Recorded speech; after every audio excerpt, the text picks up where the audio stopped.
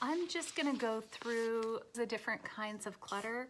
We're living in COVID times and we're surrounded by clutter and we don't know how we got it. So some of it is generational clutter. And the whole concept of generational clutter is when your grandmother or your parents or your uncle or somebody gives you stuff, right? Sort of treasured stuff from the past. And sometimes you want it and sometimes you really don't want it. You don't have to keep it. You can find someone in your family or someone else who will love it.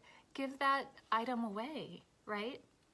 I personally love artwork from family members. I feel like that's a really good touchstone to the past. But maybe there are other items such as china, my grandmother's china. I love it, I use it sometimes, but it takes up a lot of room and I'm starting to wonder if that's something I really want to keep for a long, long time. I'm giving you permission right now to let go of the generational clutter. You don't have to keep it all the time. Renovation clutter. This is when somebody has to like put new flooring throughout a house. And when they put the new flooring in, they have to take everything out of the house and put it in a shed or a garage or something like that, and then slowly move the items back in. It can be a problem because sometimes it's hard to put things back thoughtfully. You have to make a lot of decisions about the things that are coming. So you have to really kind of be on top of that. So that is called renovation clutter. I've actually had 2 clients who have had those struggles recently. So another is moving or downsizing. When you're downsizing from say 2,700 square feet to 800 square feet, that's a lot of stuff you have to get rid of so that everything fits comfortably into the 800 square feet.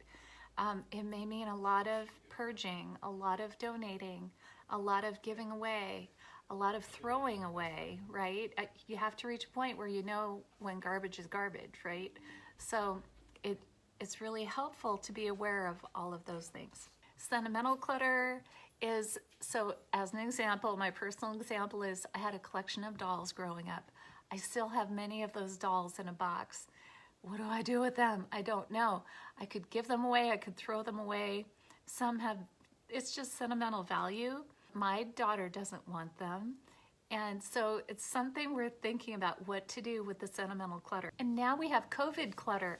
COVID clutter is fascinating because it used to be just over a year ago that I would hug my husband and send him to work. And then I would give my son a wave and he'd go to school.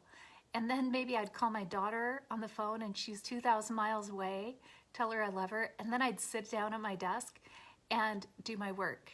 Well, now my husband came home from work, so now he's sitting at the desk, and my son came home from school and he's currently doing his homework on the dining room table. And then my daughter came home from college, so that's an extra adult in the house. She does work and she nannies and whatever, but that's an extra person in my house. And people want to eat 3 times a day. People are doing laundry all the time.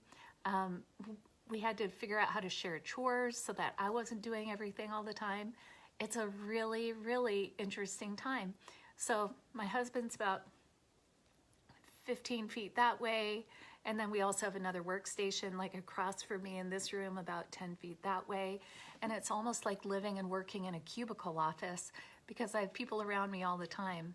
So, and that creates a lot of clutter and dust and chaos. And it just creates a little more dirt and chaos and mess and laundry and dishes and all the things, right? Life just keeps happening. So it just, to varying degrees.